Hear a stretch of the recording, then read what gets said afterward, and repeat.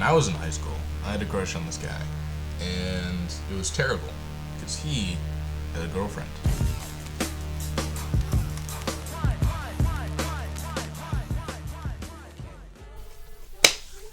There are a lot of protagonists in recent media that have had varying levels of flawed, from the unforgivable BoJack Horseman to the somehow less likable Mordecai.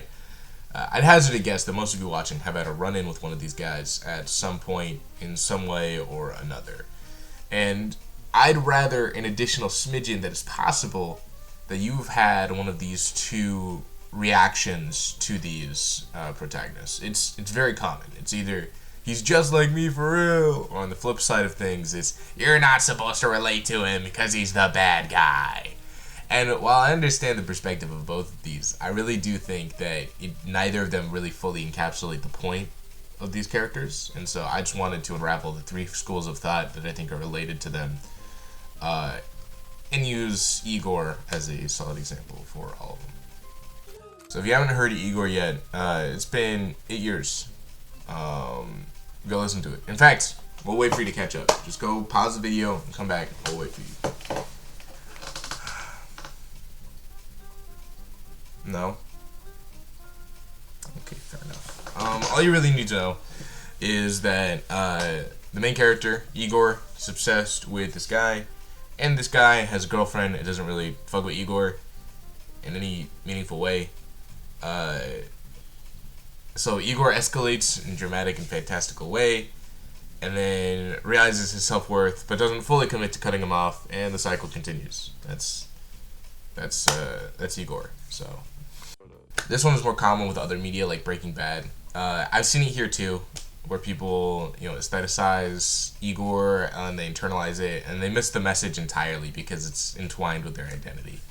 It's what they do is they hear this album with such well put together soundtrack and really good lyrics and really good just melodies and just such an amazing piece of music and feat of engineering. It's intense, and so people, they take pride in the exact thought flaws that the media is satirizing because they want to be closer to that album. They want to feel like that album at least a little bit closer.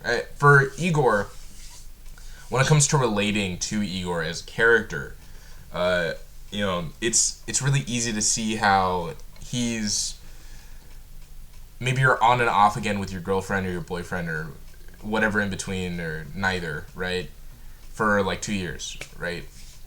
Well, then you listen to this album where this guy, he explains his experience about being in a kind of situationship like that himself for an extended period of time and how it loops and how tragic it is.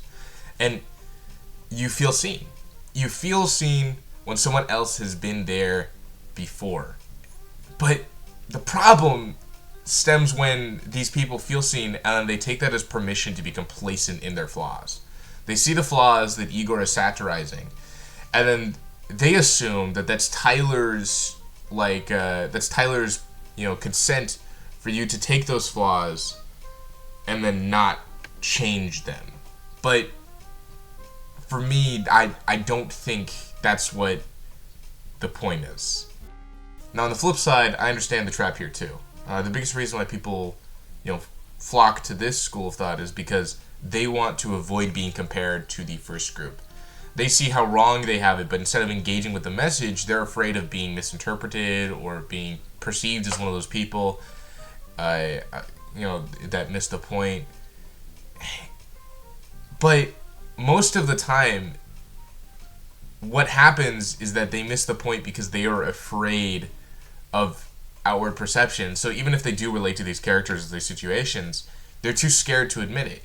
And so when they see a character like Igor or Walt or Rick, whoever, they're all written with the intention of being related to. Like the point is to relate to those situations. Now, it obviously not to the fucking extreme of selling meth, right? Or threatening your girl or threatening your boyfriend with a gun. You're not supposed to do either of those things.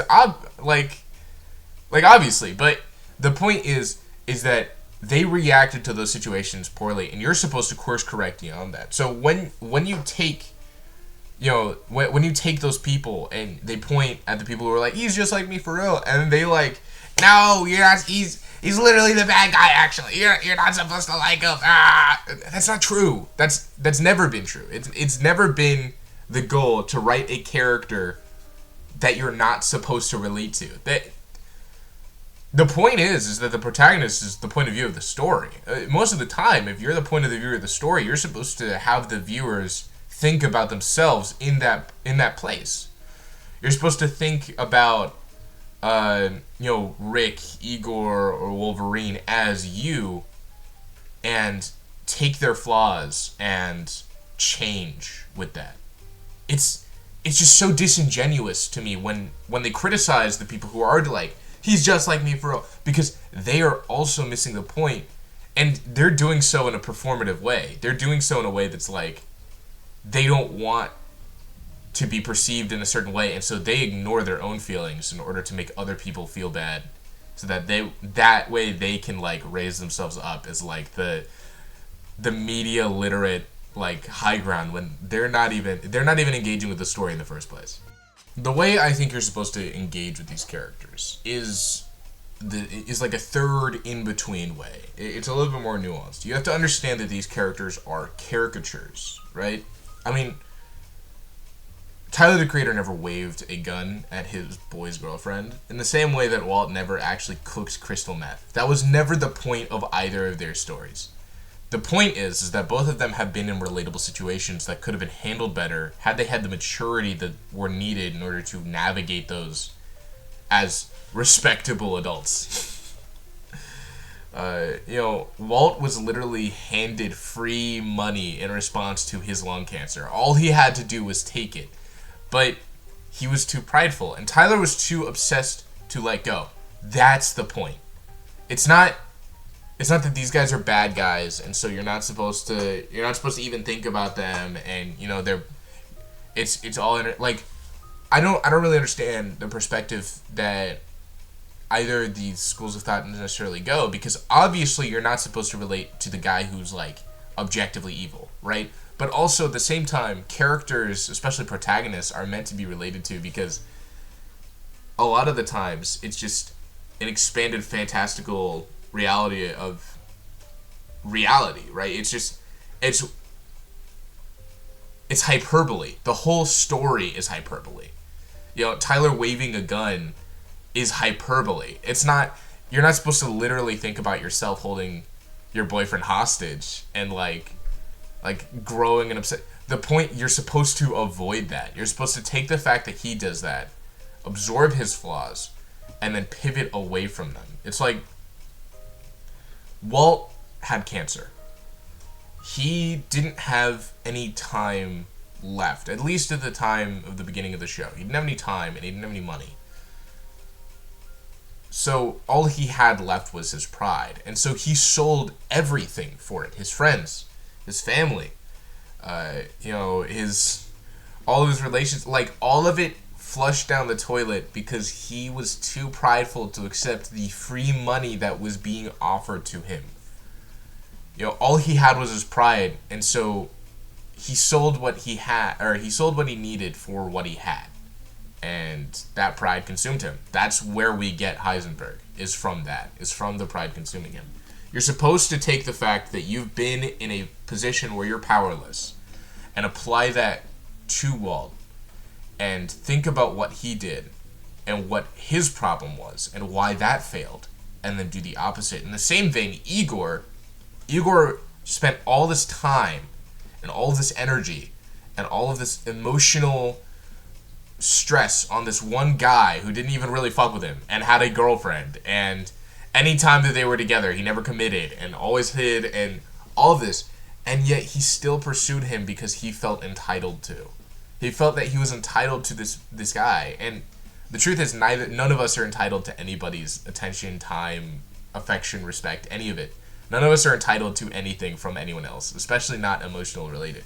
So you're not supposed to relate to these characters in the same vein that you're not supposed to like take everything they do, including the flaws, and be like, yep, that's me, that's it, That's all, done. That's the end of the show. But in the same vein, you're not supposed to look at these look at these characters and over, just, not even engage with the media. Just like look past them. See them as just entertainment because you're not supposed to relate to them because they're evil, right? You're supposed to look at what these characters do, feel that you've been in a similar place, and then whatever they do the exact fucking opposite. The exact 180 difference opposite. Don't do that. That's the point. You're supposed to don't do what they do. You're supposed to do the opposite of what they do. So to finish my thought, when I was in high school, I had a crush on this boy, and it was terrible because he had a girlfriend. But at least, thanks to Igor's immaturity, I'd learned to handle it with all the maturity that he was missing. Also, I cut people off when I need to. Nobody's entitled to parts of your life in the same way that they're not entitled to yours. So it's like you are allowed to cut people off. I think you should. In fact, if you have people that you don't like and you're still hanging out with them or being with, you don't have to. You really don't have to. And with all that said, good night. We are at, I think, 850 subscribers at this point, which is fucking crazy. It's actually insane. We're almost at 1,000, which is crazy. I want to get monetized before the end of the year, and I think I can manage that. Now, I'm hoping that the more videos I make will compound interest into more watch time, and then because right now I have the subscriber requirement, but I also need the view time requirement. So I've been told to do live streams or something. I don't know. I'll think about it. But I am at a point where my viewer base is small enough to where you guys can leave suggestions for what you want me to think about, and I'll see them because I don't have enough people to overcrowd the comment section. I have so few comments that I can actually respond to all of them. So I recommend it. Go tell me what you want to see, and I will try my best to